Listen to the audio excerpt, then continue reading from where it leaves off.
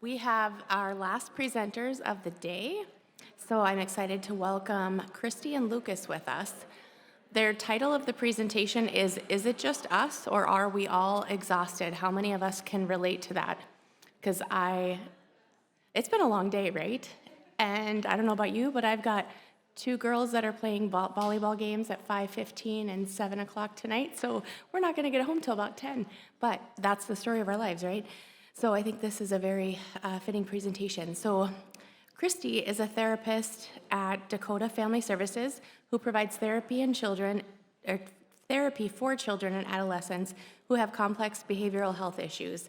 She combines her extensive clinical expertise with the belief that in kids and has a unique ability to find and develop their strengths. Lucas Mitzel is a therapist at Dakota Family Services, and he provides therapy for children, adolescents, and adults. He believes that building relationships with clients is the most important piece of a successful therapy. He loves what he does because it allows him to walk next to the people he would have never met had he chosen a different profession as they work to make amazing life changes. So let's welcome Christy and Lucas.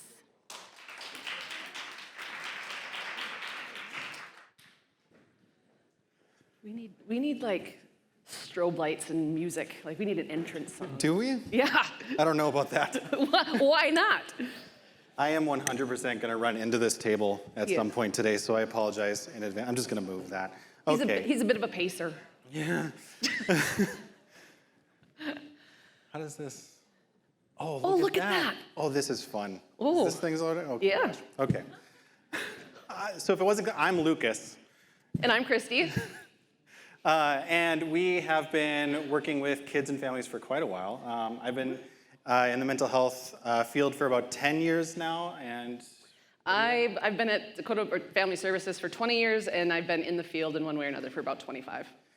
and I can't remember which one of us was approached first for like making this entire presentation, but this is how it always goes. One of us gets asked, like if I'm asked, I'm just like, yeah, sure, I'll talk to Christy about it. Because we just tend to do it all together, right? You get both of us, you get none of us. That's just the way it goes. So, well, first off, who do we have here? Like, who are you people? Who are you? We're social workers. I've heard some social workers are here. Social workers? Yeah, way to go, guys. Counselors. Okay. Their arms are apparently louder than their mouths. Yeah. Teachers? Parents? What are you? Te- Oh, yeah, that's good, that's good. Grandma Val knows what she's doing with those scotcheroos, I'll tell you what. Who else do we have here? Ooh. Awesome, thank military? you. Okay, awesome. Cool. Oh, they're not busy though, at all, so. I'm surprised you're here. This will probably not, you won't relate to this at all. Oh my God. Easy job. Okay, so it's just kind of good to know like who we're talking to kind of be able to tailor this a little bit more specifically when we talk about examples and things like that. Do we have parents? Oh yeah, do we have parents here? Yay. Awesome. Bless you. Perfect. Okay, so first off, what is compassion fatigue? It oftentimes gets mixed up with things like burnout, but they're two very different things, right? And so compassion fatigue is empathic strain and general exhaustion resulting from working with people who have been in distress over a long period of time. And this is characterized typically through physical and emotional exhaustion, pronounced reduction in ability to feel empathy. That's the big thing, is that your empathy starts to lessen for people when you have compassion fatigue. I think it's also where we talk about this all the time, where you just get used to getting tired. Like tired just becomes your baseline, so you don't really realize that you're even exhausted. And then you go on vacation and you're like, oh my gosh, I feel so good. It's like that should be where your baseline is. And how quickly we slip from, oh my gosh, I'm on vacation, to, oh God, I'm back at work, is like, it's just, it goes very quickly. And I think the empathy thing, I tell the story a lot, but before I was outpatient, I worked in residential treatment for Dakota Boys and Girls Ranch under the same umbrella. And I remember the first time I saw a kid get restrained. Anybody seen kids get restrained? It's kind of fucking awful, honestly.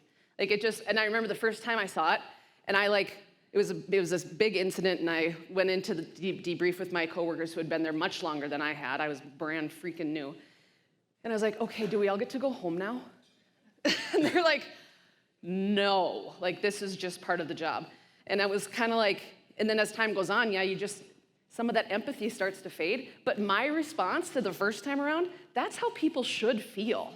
Like you should feel like, oh my God, that is terrible. Why are we doing that?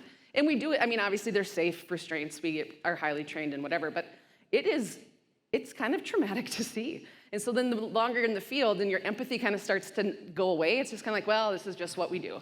It's like, no, this is not just what we do. You swore and we did not get kicked out. So that's awesome. Yeah. We are winning. Yeah. The last time we did this presentation, they had bets on how many times I would swear, and I try to really not to. My mom always says, Christy, you're smarter than that. It makes you sound stupid. But sometimes it just, it just feels right. We made it to slide 3. That's pretty good. Yeah. In the same breath, right? Like a lot of us work in jobs that just are not normal jobs. And so like when we tell stories of something that's just like a normal day, and it just doesn't faze us, and other people are like, what the hell? That's normal for you? That's because we've been desensitized. There's several times Lucas is in my office and we are having a really messed up conversation, and we're like, dude, if anybody else heard this, they would be like, you guys are crazy. And it's like, well, yeah, it kind of is. I hate when I turn my head and I'm up there. I know, I don't like that. It's like opening up your Snapchat with it's the front-facing camera. Oh my God. Okay, so moving on to burnout, right? So that's a psychological and emotional exhaustion that's associated with a feeling of hopelessness, oftentimes difficulties dealing with things at work, or a lot of times it comes from feeling like you're overworked. Does anybody else feel like you're overworked? Yes. More of you should have been raising your hands, I think. Vicarious traumatization, that is when we have been engaging repeatedly with people who have been traumatized, right? And we're working with them. And it's going through trauma-related materials repeatedly, okay? And this pays a toll on us, on our mental health, right?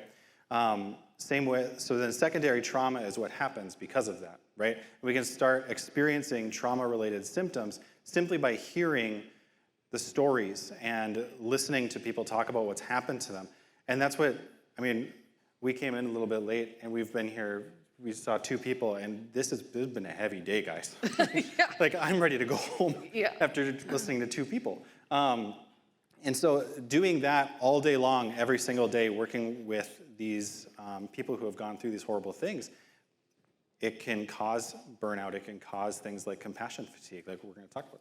Even for vicarious traumatization, where it said it can bring about negative changes to your fundamental beliefs about themselves or about other people. I think about, in the work that we do, I'm thinking about like kids who are just behavioral issues, they're abused, they're neglected, and it's really easy for me to go, God, parents suck, and think that is all the parents, not realizing that most parents are actually really good. Most parents are really great, and so it's like, it's the little ones, the smaller population where it's like, and you have to check yourself and be like, not all parents suck, most of them are lovely people, but I don't want them hitting the kids, Right.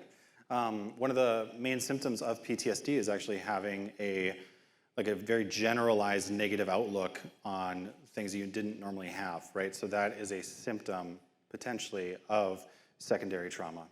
Or, again, with abuse cases, you tend to, it'd be easy to be a helicopter parent and be like, oh my gosh, I've seen this happen in one specific instance, so now everything around that is also unsafe. Like letting your kids go play with the cousins or having them be unsupervised. Like, those are all just things that are in my head off the top that I really have to keep in check to be like, that's not most situations, Christy. Right, or if you come across something that, this happened to me, I walked into daycare and I saw somebody who was raising their voice to my 3-year-old. And I instantly had I overreacted. But I'm like, you're abusing my kid. Because obviously that's what that means. And that's because of everything I've heard, everything I've witnessed, every story that I've been told, right? A normal, quote unquote, normal person is not probably gonna have that reaction. You are not normal. We know. This is what I get all the time. I just get bullied. It's October's anti-bullying month. I have all September to bully you.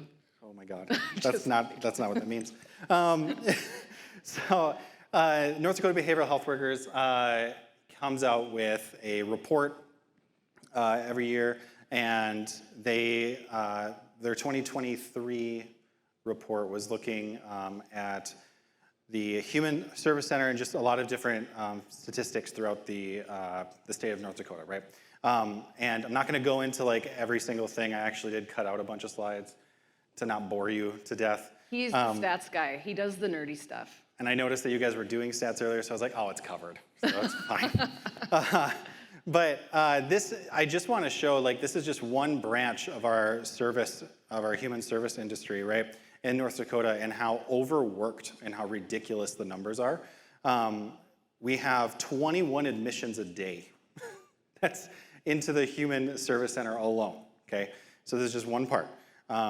I know that, especially between July 2020 and June 2022, our clinic exploded. It did. With a whole bunch of different new referrals, people who are on wait lists for over 6 months, and we're just a little clinic. Yeah. There are, the big one, here, yeah, on this slide. So they did a survey, and 148,000 adults had a mental health issue in North Dakota. So if each person took on 30 of them, we would need 4,934 clinicians to treat every single person. And that, I would imagine the 148,000 is low. We don't have that many. I promise you, we don't have almost 5,000 clinicians in the state. So it's not a shock that we're exhausted, okay? And that's just our field of work. I'm sure that branches out into all of your guys' areas as well, and how just things seem to be ramping up. Mm-hmm. You guys have seen some of the statistics of just how dire the situation is when it comes to suicide in North Dakota, especially, and how much of an epidemic it has been. But North Dakota is ranked 38 out of 50 for accessibility to mental health care. That's really bad. That's not good. Yeah, we don't want that. And I think what we've heard today is that we need people to work. If anybody wants to go back to work, to school, and go into social work, there's a lot of work to be done. I mean, even in our last presentation, I don't know where she went, but all of the people that were saying we need these services for geriatric people, and we do, but we need the people to be able to do the services, and we just don't have them. And so you finally get somebody who's worked up the courage to be like, I need mental health help. And they're like, sure, you can come in 2028. That's when they're booking out. And that's, I think, our biggest complaint in general is long waiting times. And it's not just our clinic. I know it's kind of everybody. Yeah, and depending on the field that you're in, right, or the service you're trying to access, psych testing is ridiculous right now across the state. I think our clinic maybe has some of the shorter ones, but short as in 6 months. So I know hospitals are way backed up. I heard one place in North Dakota was a year. It's just wild. So what makes us vulnerable to compassion fatigue? Typically, the biggest one is our own trauma, our own experiences. Because as we work with people, we have our own stuff, right, that we're dealing with. And when we are working with other people and hearing those stories, that can be re-traumatizing, that can be re-triggering. I know as a therapist that I have been working with somebody who says something and it's exactly what happened to me. And I'm like, I didn't want to deal with that today. We're gonna unpack that right. Unknowingly. So now I'm gonna cope with that silently. You can only cope with it over your lunch break though. That's true. Yeah. That's the only time, well, after I'm done with my notes. Yeah, right, of course. Yeah. Yes. So then you can process. Yeah. And then I'm good for the rest of the 4 sessions that I have. Yeah. Absolutely. People who have higher levels of empathy are much more vulnerable to compassion fatigue because you're using it more, right? And so you use it. It's not this endless supply of empathy that we have. I wish it was.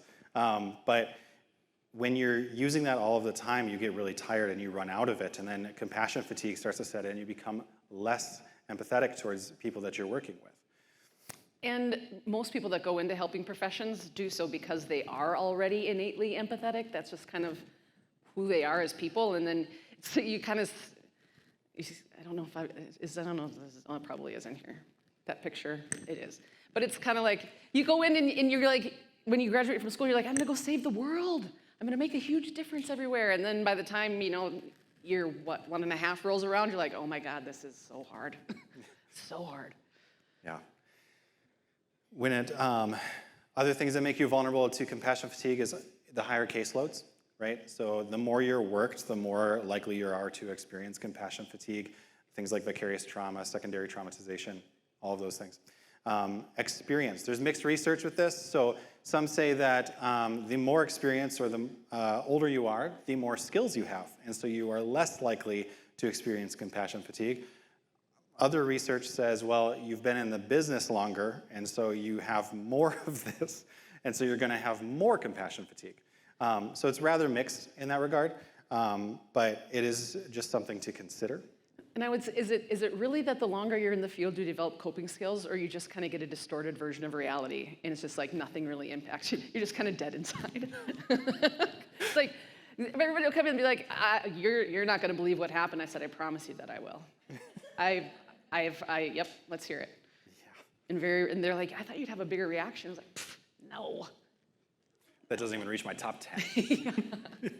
And then obviously lack of coping skills, right? If we're not able to deal with what's happening around us, we're going to struggle with that and then have a higher risk of developing compassion fatigue. Who here has heard of the ACEs? Yay. Oh, good. Okay, lots of you.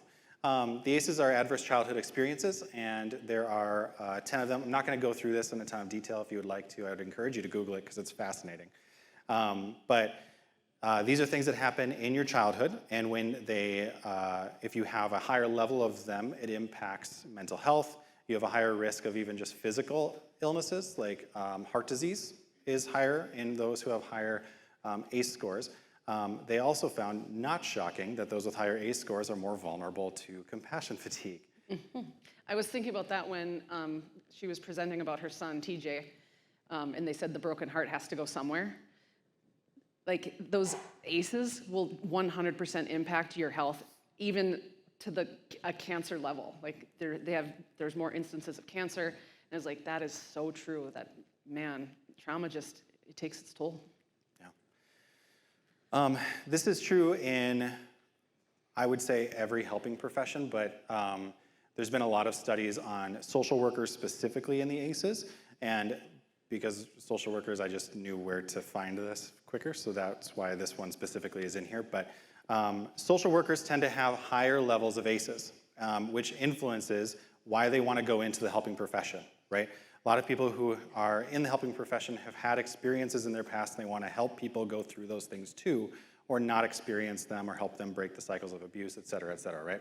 And so people in the helping profession already have adverse childhood experiences that make them more vulnerable to this, and then they are experiencing these, working with people who are then exposing them to more traumatic stories, and it's causing issues that way.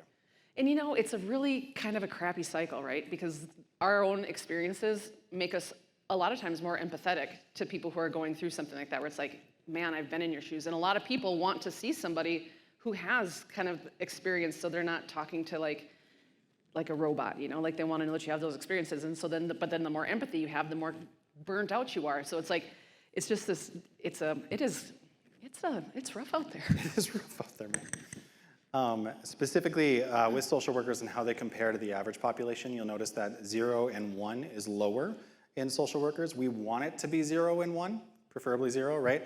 But then when it goes to 4 and up, we hit 23.6% as compared to the 16.1. I mean, that is significant when it comes to ACE scores, and that's not entirely shocking when you maybe get to know some social workers, because we've experienced some stuff typically. But We saw a group of you get to know social workers just by the way they walk. We didn't know where we were going today, and then I saw a group of you people. We were like walking, and I was like, Lucas, those are our people. He's like, yep, you're right. That's what they are. Them. Those are the They social look workers. traumatized. Okay. They look unhappy and burnt out. That must be where we're going. They look compassionately fatigued. So what are some signs of compassion fatigue? So client and patient care decline. Typically, when you are experiencing this, you're going to have a decline in your ability to provide care. This might come out in assessment scores or whatever you use to measure that, or it could just feel like you're not doing the best that you could. And I mean, I hope this doesn't happen, but maybe you're getting some feedback from clients that they don't feel like it is as good as it used to be, or what are we even doing now, or things like that, right? You might be having mood swings, maybe more pessimistic. You might feel some detachment or social withdrawal from people. I know that when I'm struggling with compassion fatigue, my door is shut quite a bit more often because I just don't want to deal with anyone. Mm-hmm. Or you'll come in and shut my door, and you'll say, we don't want to deal with anyone. Yeah.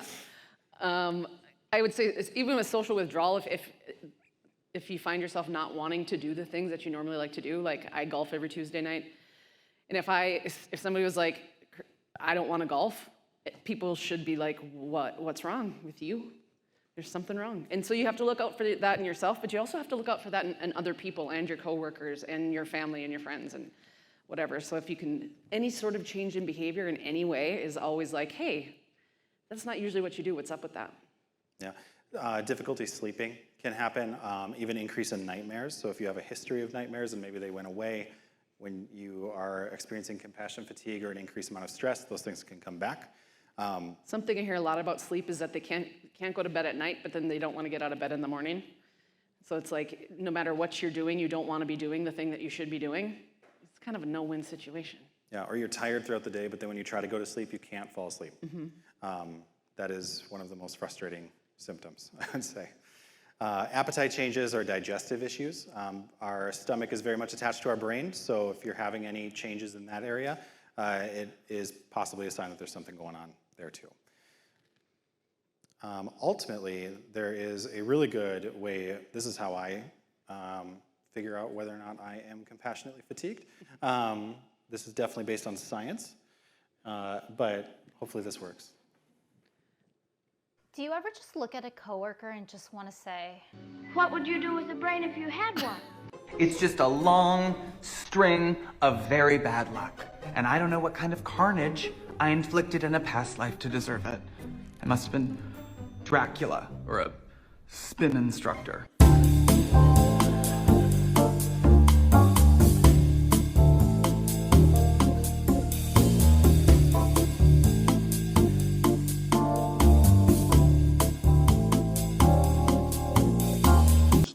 Sometimes I feel like a loaf of bread. Everyone keeps taking a slice of me until all that's left are two crusty pieces that nobody wants. And I just want to scream, appreciate me, damn it, but I don't. So if you feel like that, Fun fact, I sent that to Lucas one day, and he was like, oh, yep, that is compassionately fatigued. that'll do it. Yeah. So this is the picture she was talking about earlier. I have a couple of new students, and they are just bright-eyed and bushy-tailed. They Like, are. I'm going to break your heart. They're going to save the world. I'm like, Breaking okay, hearts honey. all over. That happened yesterday. I walked into Lucas's, and I was like, what time are we leaving tomorrow? Just like, whatever. And he's like, this is our new intern, Alex. I'm like, hey, how's it going? Oh, my God. Hi, nice to meet you. Now, when are we leaving? So what do we do about this? A big thing that we really push in our clinic is supervision. And I don't think that maybe supervision is something that is perfectly relevant in every field, but having that time where you are with your coworkers to discuss how things are going where the problems are and what you guys can do to fix it, getting other ideas in there from other people's experiences and just backgrounds is incredibly useful and helpful for combating compassion fatigue or preventing it. I think anybody wherever you are, to keep you kind of in check, right? Because even Lucas and I both do clinical supervision with about 927 people last time I checked. We're bad at math, by the way. We're very bad at math.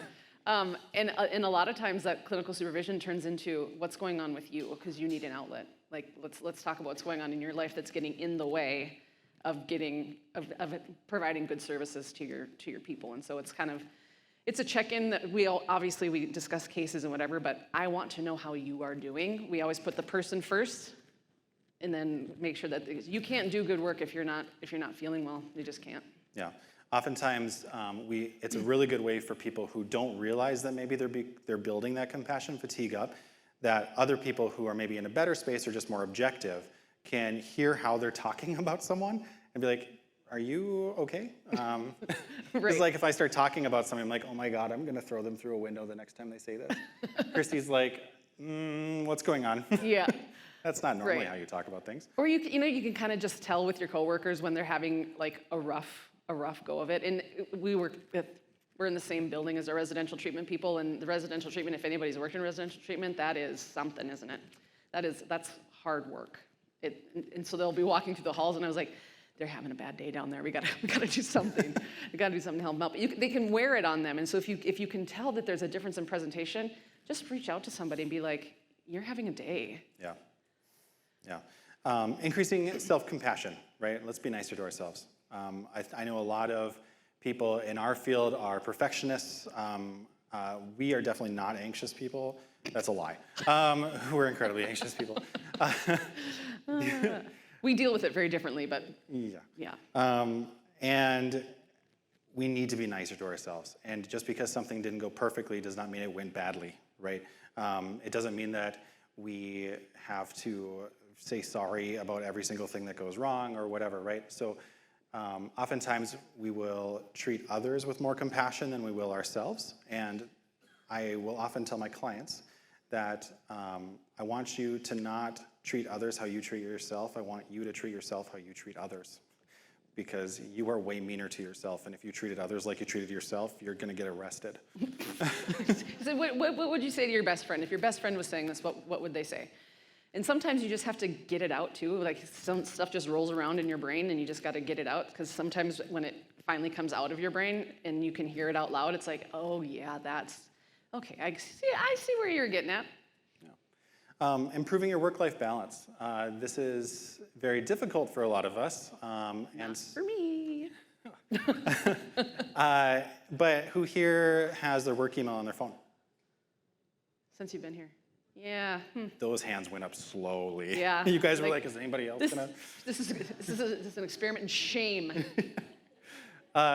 Stop it. Don't do that.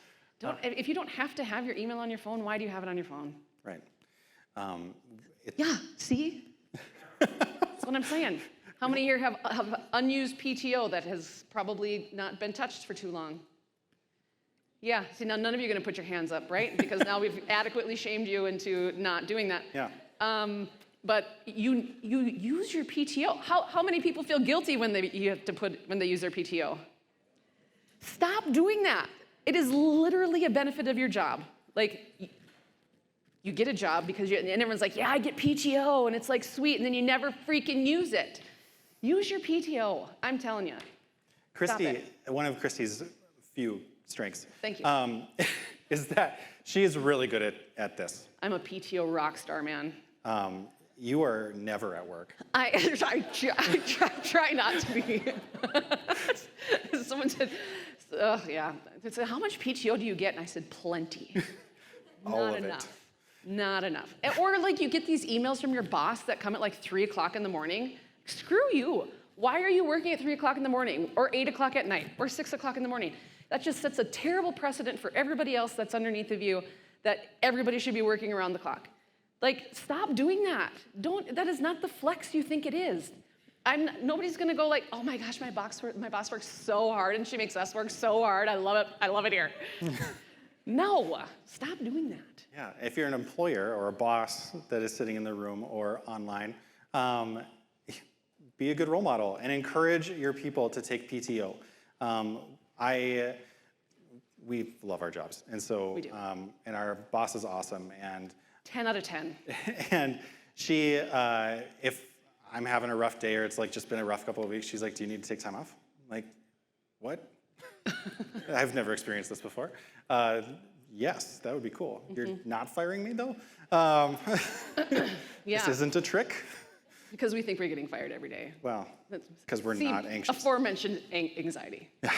Oh. But a lot of times people will come into my office because when I tell you I'm good at PTO, like this is not, and I don't like to brag about myself, but wow, am I good at it. People will come in and be like, I need to take this time off. I said, well then take it off. Like, but then I feel really bad. Like, what about, go take your time off. Like, go take it. And they're like, okay, I'll take it. And then they get nervous to talk to the boss, and she's like, our boss is like the nicest lady ever. I'm like, and then they do it, and they're like, oh my gosh, I feel so much better. Well, yeah, because you can see a light at the end of the tunnel, and it's not going to be a freight train. It's not going to be a freight train. Yeah. So another improving boundaries, we kind of were already talking about that, but then also use of humor. That's one of my favorite. That's our go-to. We like to make things jokes that should not be jokes. That's true. But if you don't, you're miserable. Like if you can't laugh about it, it's like, that'd be, Our jobs are hard enough. Like, we got to laugh at something, right? rather than at each other. Well, we do that too. We do. Oh boy. So self-care is, I think, it's a topic that I feel like is over-talked about, and every single time somebody says self-care, I want to roll my eyes and walk out of the room. It's one of those things like when... You can't walk out of this room. Right. That'd be weird. Yeah, we can't, and you guys can't either. You're Right, trapped. because now you're here. Yeah. And there's few And enough we'll of you that I shame will you call all the way out. out the door. Okay, they're not leaving. It's fine. And self-care to me is like when my wife's like, "Hey, make sure you're drinking water." I'm like, "Oh, okay, coffee." Bean water. Right. But it is really important, right? And I think that it's more than what has typically been talked about. Every conference I've ever been to that's talked about self-care is like, all right, guys, yoga. I'm like, I don't know. Like, that's not relaxing Does to he me. look bendy to you? No. This hurts me, and I'm embarrassed. This is not relaxing at all. So I avoid those mornings. The World Health Organization, I almost just said WHO, and I'm like, who is that? It says that it is the ability for individuals, families, and communities to promote health, prevent disease, maintain health, and cope with illness and disability with or without the support of a healthcare provider. And they break it down into five. Five. I second-guessed myself there because math is hard. He said he was bad at math, to be fair. Into physical, social, this is what every day, guys. Mental health needs, emotional needs, and spiritual needs. And so we're gonna go through some of that and hopefully break it down and maybe give you guys some ideas of different things you can try besides yoga.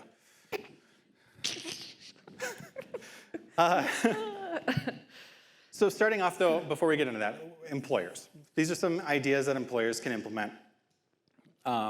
Such as, or just reasons why employers should be implementing more self-care or encouraging these things.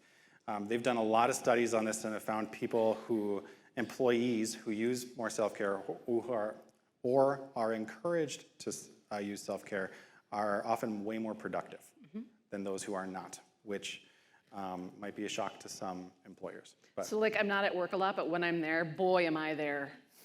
I am really productive when I'm there. you're never at work, but when you are really at work. Yeah. Yeah. EAPs, whose job has an EAP, an employee assistance program? How many people are pleased with their EAP? Yeah, Yeah, that's pretty That's great. typical. But if you have one, use one, right? Like if you can, even therapists need therapists, right? And so use that. It's important, it can be really helpful. I realize that it's not always perfect, but use what you got because it's better than nothing. Encouraging mental health days.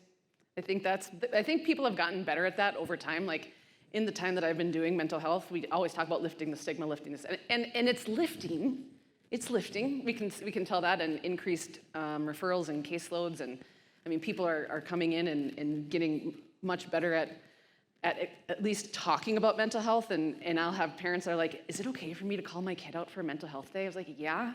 You're the parent. Does it look like they need a mental health day, or have they said that they're not? Then yes, let's do a mental health day. That's fine. Yeah. So we need them too, not just for other people. We get to take care of ourselves too. Don't take a mental health day when you're on the verge of a mental breakdown. Like, No. I mean, take one. Sorry, let me rephrase. You should have taken it before. Take one, but don't wait until then. Yeah. There we go, got it. Yeah. First try. You were gonna get there. Wow. Because we can prevent it from occurring, right? And if we take one more frequently, or maybe even having that planned time off, it can be, or maybe modifying your schedule so you can have just early on Fridays or something like that. Taking those itty bitty micro breaks in there can really help prevent any sort of compassion fatigue from setting in. Who's super, super productive after like 2 o'clock on a Friday? Who does their best work then? You do? It's like, no, you do not. You could be a case study.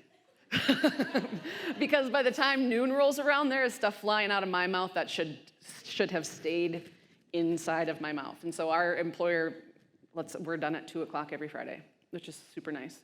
But it just makes everybody feel better, and then also gives us time to like hang out with each other after work if we want to go and decompress after our week and with each other and talk about our weeks. It gives us some time to do that. Yeah. We like each other a little bit. Kind of. Checking in with your employees. This makes people feel validated, makes people feel heard, and it makes them feel very supported. And that supported environment or culture that you could foster is going to really help with managing people's compassion fatigue and allow people to be the most productive that they can be, and limit those mental health days and sick days that might occur because people are having a mental breakdown.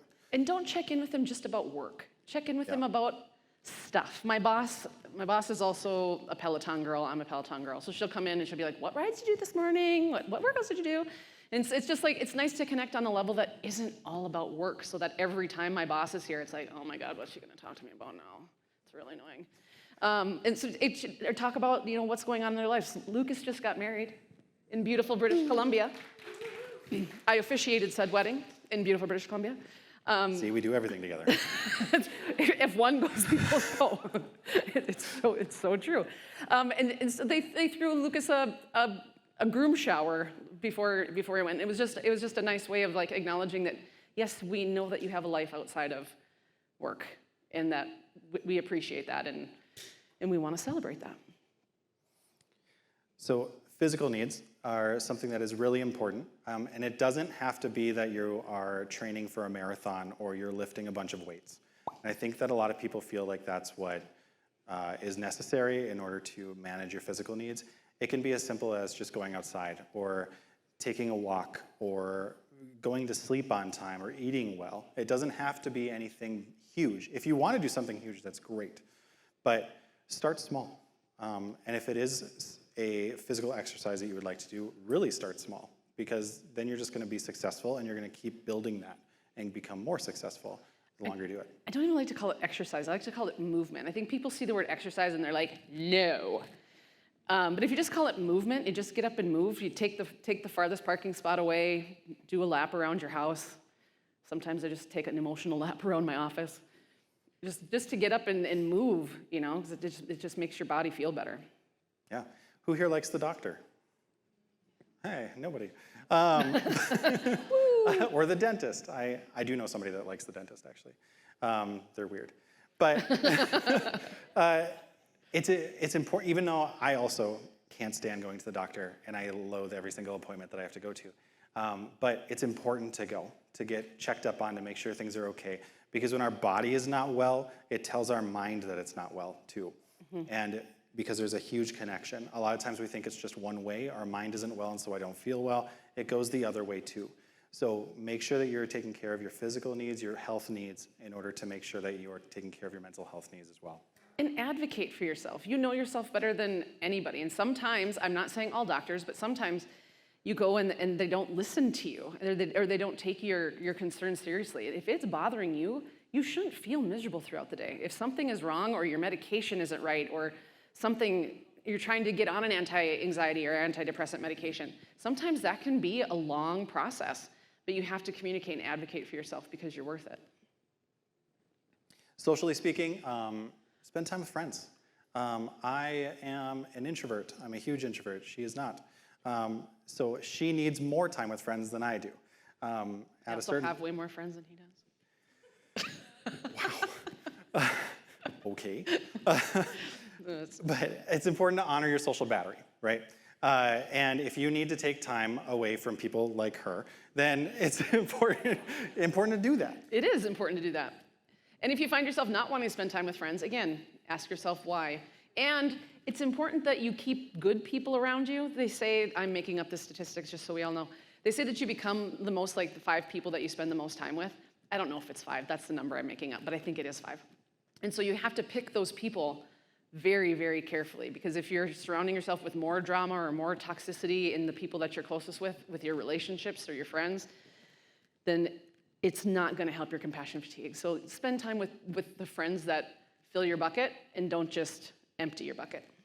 With the onset of technology and all of the different social media platforms that we have, video games, there is a pretty decent debate right now in the mental health field about whether or not online friends versus in-person friends, and which one's better for you. And I think that depends on the person, right? I have both. I met my my wife now. Wow, that's exciting. With it. My wife online. And so obviously you can have very meaningful relationships that way, right? But I don't think it's fair to stigmatize or to demonize one set when a lot of my kids right now have a lot of friends on Discord, if you've heard of that, or just online friends through video games, and those are like their people, and those are very important to them. And it's just as valuable, if not more valuable, than in person for them. And so just make sure that you are honoring that. I would say a lot of times people are almost more honest with online friends than they are with people that could impact their daily living all the time. The people they have to go to school with, the people that they have to play sports with, the people that they have to do that. It's kind of nice for people to have friends that are online that don't have access to that part of your life. So they're not going to judge you when you go to school the next day. If you have a conversation with them, they're just they're there. I met my best friends online through thenot.com, actually. Weird, huh? Let me tell you, it's weird. So do what works, right? Everybody's different, and so do what works for you is what's important. So now your mental health needs. So you need to keep your mind sharp. This is really important, and that is very subjective to the person. It could be doing puzzles, it could be doing research. I'm kind of a nerd, which I was actually impressed with the intro, because the last time I got introduced, they listed all these like nerdy things that I'm into. I'm like, why are we talking about this? Well, because you're But nerdy. so whoever. Who did the Wordle today? Who does the Wordle every day? Yay, that's an easy way to keep your brain sharp.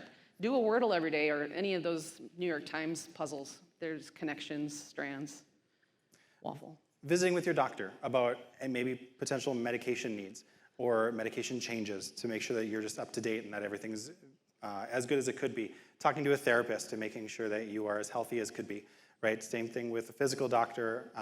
We want to talk to mental health experts as well. As I think, especially in North Dakota, we kind of downplay our own mental health. And so sometimes you're like anxious and depressed and you don't really even realize it until you go and you tell somebody your symptoms, or you fill out one of those little check sheets when you go to the thing, and it's like, oh, that's not a good PHQ. And it's sometimes you need somebody who's objective to say, you don't need to feel like that. Like, you don't have to go through life miserable. There's things that you can do to help. And so sometimes you just need to talk with somebody who's a little bit more objective than the people you're normally surrounding yourself with, just to make sure that you really are doing okay. Emotionally speaking, it's really important, especially at work, because like in our profession, I can't go home and talk to my wife about what happened because of confidentiality, right? And in very vague terms I can, but it's not the same, okay? And so to have your people or person that you go and talk to about what's going on, bounce those ideas off of that you can have a confidant in.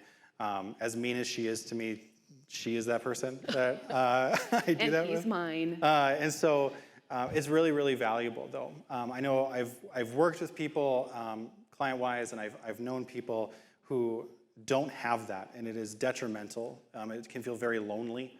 And so try to find those people if you can. And if you don't have a confidentiality problem or things that you need, like to restrict what you can say, then it's a little bit easier because you can find somebody outside of work. But even then, it's nice to have somebody in work so you don't have to like explain all the background of how something works or why something works that way.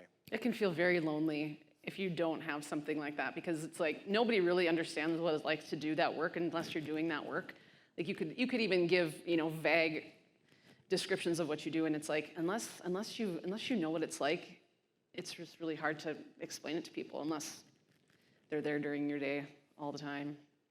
Allow for boundaries from work and home. We've talked about this a little bit, but some people have found it really helpful to have almost like a ritual from work to home.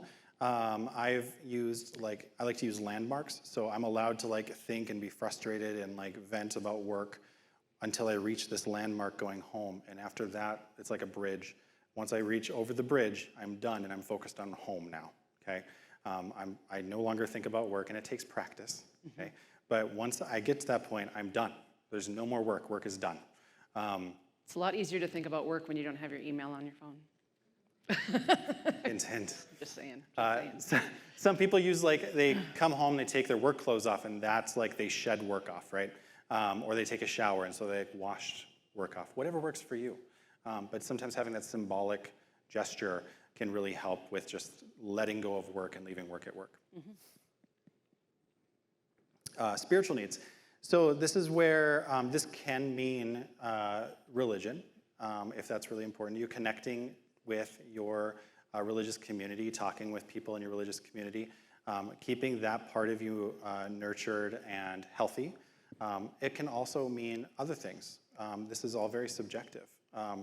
So it could even mean something like mindfulness. Who here has heard of mindfulness before? Okay, we're going to talk about that next. But asking for help and just connection from those people. Prayer has been found through research to be very helpful for people in managing these things.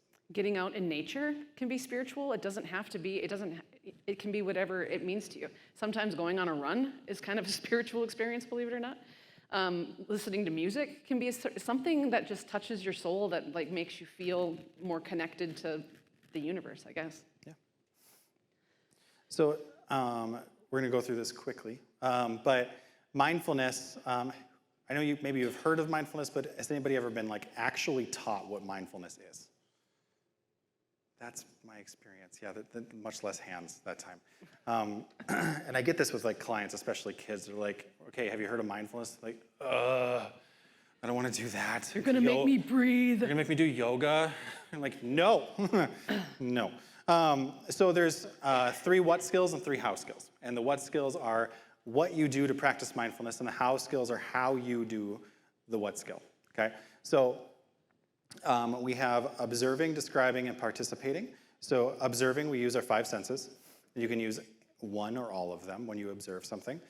When you describe, you are describing what you are observing, okay? Simple enough. And then when you're participating, you're fully engaged in what you are doing. So if you've ever had a time where you are doing something and you look at the clock and you're like, oh my gosh, like 30 minutes just went by and I didn't even realize, you were probably practicing mindfulness and fully participating in that activity. We do mindfulness all the time and don't realize we're doing it. Now the how skills, one mindfully is that we're being in this moment. That's one of the biggest things, right? When we're thinking about the future or thinking about the past, we are not being mindful. Okay, so if we're right here, right now, we're being mindful. Being non-judgmental, this is one of the hardest parts, this without judgment. So when you're observing or describing something, you are describing it without using any judgment words. And a way that you would know that there's a judgment is if like you describe something to me and I'm like, what does that mean? Whereas if I were to say like that tablecloth is white, and has some creases in it, rather than saying the tablecloth kind of looks ugly. Like that's a judgment, right? That's a very obvious judgment. Now you can judge something positively as well, and we also don't want to do that when it comes to mindfulness. We're going without judgment. If you aren't convinced that it's really easy or really difficult to do things without judgment, pick a political person that's in the news right now, anybody, because everything is very polarized, and describe them. And if you can do that without a judgment word, congrats. You probably can't, okay? Off the top of your head, if you did it like right now, it's probably gonna be very judgmental. The more polarized the thing is, like I think religion is typically really polarized. Politics, music can be a big one too. Sports teams. If I asked Christy to describe the Green Bay Packers, she would not be able to do that non-judgmentally. Nope. But in order to Not do even that, a little bit. not even a little bit. Like their uniforms are green and gold, I think. That's about as good as you're gonna get. Yeah. Everything else is not gonna Sorry be for very Green nice. Bay Packers fans in here. Actually, I'm not sorry. But and then effectively, that's doing what works. And so mindfulness is, if we can practice that, and there's a million ways to practice mindfulness, this is going to be a really effective way to bring down stress, anxiety. If you suffer from any chronic illnesses or chronic pain, this has been shown to lower that as well, so it's also a really good skill. Oftentimes, people will talk about things like yoga with mindfulness because it is a form of mindfulness, and that's wonderful for other people. But there's like fishing or hunting can be a mindful activity as well, right? So running can also be a really good mindful activity. There's lots of Anything that you can do that you just get lost in the moment, and you're just in the present moment, it's definitely mindful. Yeah. Accumulating positive experiences. This is a really big thing for helping with compassion fatigue because you are accumulating experiences that you enjoy, right? The big thing here, and that seems like, well, obviously, that would be awesome for this, but we don't ever schedule these into our day. We just do them when we think we have time, which I don't know about you guys. I'm a single dad. I never have time for anything. And so I have to like purposefully schedule these activities into my day to make sure that they are happening. Now, I might only get 15 minutes of it, but we need to schedule them regardless. Yeah. I think that's on the next slide, but the biggest thing that we get when we talk to people about mindfulness, especially with parents, is like, where am I going to find the time? Where am I going to find the time to take care of myself? Where am I going to find the time for self-care? And so I will literally sit in my office and map it out on my whiteboard what their schedule looks like so we can find 5, 10, 15 minutes. Because if you can't take care of you, you cannot take care of other people. And I mean that with everything I've got. And we'll say that to other people, right? You'll be like, dude, you just need to take some self-care, take some time for yourself. And that's great for other people, but we don't have the time for that. I am way too busy. No, you need to we gotta find the time. Is it night, morning, lunch, driving to work? You can listen to a meditation. I listen to meditation sometimes on my way to work. Yeah. It's finding the time. Building mastery, just quick, is a skill that is really effective, especially for people who have depression or who have experienced a history of suicidal ideation. Actually, all three of these, mindfulness, accumulating positive experiences, and building mastery are. But building mastery is where you do something that you know that you can complete, but it is also challenging enough that you're going to get essentially a dopamine dump in your brain that you succeeded. So if my building mastery was trying to tie a shoe, I can do that, but it's not difficult enough. It's not going to do anything for me. If I try to complete like a 1,000-piece puzzle, that's going to do it for me, okay? Because that's challenging enough, but I also know that I can do it.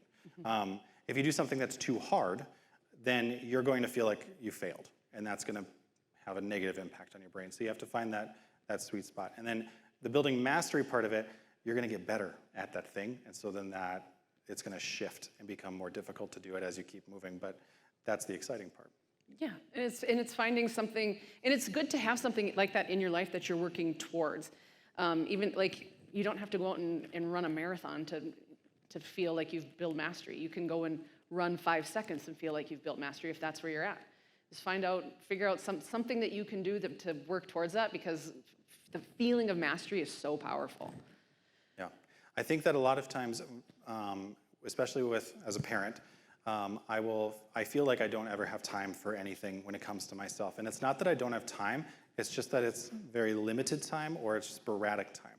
And so it's not that, a lot of times people will not do self-care or not do things because they don't have the time to do it. And that's because they think it's gonna take a long time.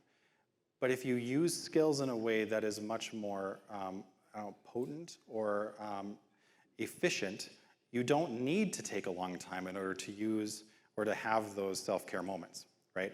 And so I might only have an hour after my kid goes to bed because then I'm exhausted and I want to go to bed. And so during that hour, I'm going to do something that's very focused on me and make sure that I'm taking care of myself. And that's really important. I mean, most of the time, we find that when we start mapping out the time, it's not that there isn't the time, it's just that they're not using it in the most productive way. You could go and scroll TikTok for an hour, and maybe that's your self-care. Maybe that is mindful to you.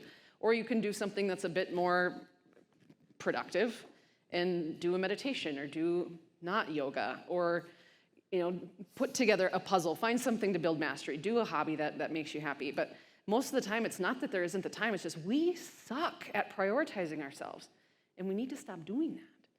These are all skills so mindfulness, accumulating positive experiences, building mastery, a lot of the other things that we've talked about are all skills that we would teach our clients. Use them. They work, right? That's why we teach it to them. That's why we tell other people to use them. So we should use them as well. It's easy for us to say. We were just talking about that on the way up here. We're like, it's really easy to tell everybody else what to do, but it is hard to do it yourself. It's like the right things, but you got to do the things that you practice what you preach. Yeah. So lastly, if you guys enjoyed this, this is a shameless plug, but we have a podcast. And so if any of you guys are interested in that, feel free to look us up. We're on Spotify. And then where else are we? Some Apple, I don't know. I don't know, they take care of that for us. Yeah. Definitely Spotify. But you know what we said? We do it like someone asked us to do something, and then whatever, Lucas came into my office and he's like, so what do you think about starting a podcast? And I'm like, whatever. He goes, okay, good, because I already told Randy we were doing it. And I was like, okay, cool. Yeah. So the illusion of consent is what I keep in the podcast. All right. Do you guys have any questions?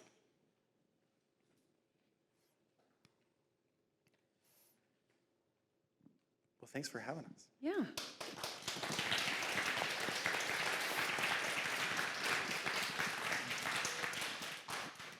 This was a great way to end the day, so thank you so much for enlightening the day and just bringing your humor and your experiences, so we appreciate that. Let's see, Sarah, where's Cora? Do you have anything for like continuing education or?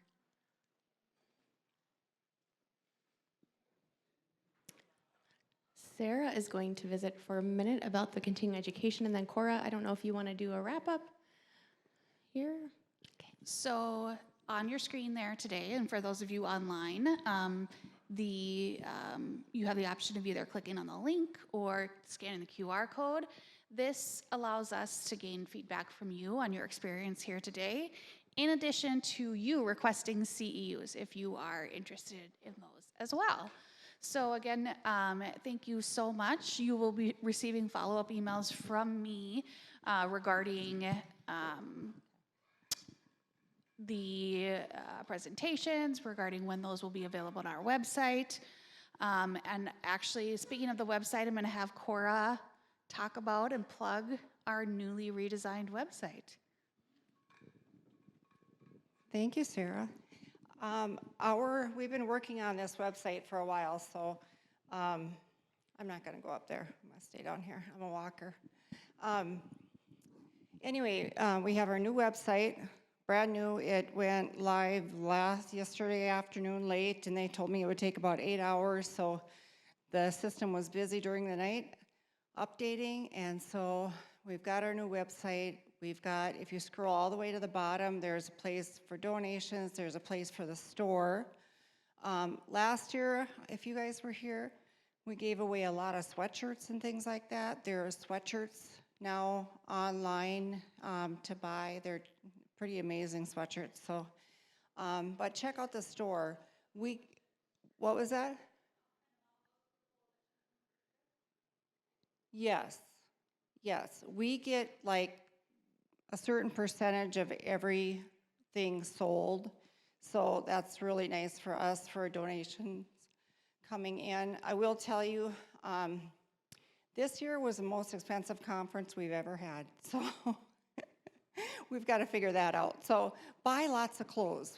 Give it out for Christmas. But but it's got some great messaging on there. So and that's where the coats came in also. They, you know, you can get those coats there too. That's all the rage, you guys, is those Letterman jackets. So they're in. If you go to any store, they've got like 3 different kinds of a jacket like that now. So that's back in style. So anyway, but check out our website, ndspc.org. We'll be making changes as we go through. Like they said, we'll be putting up the talks from today. I think there's only one, Sarah, help me, that we won't have on there.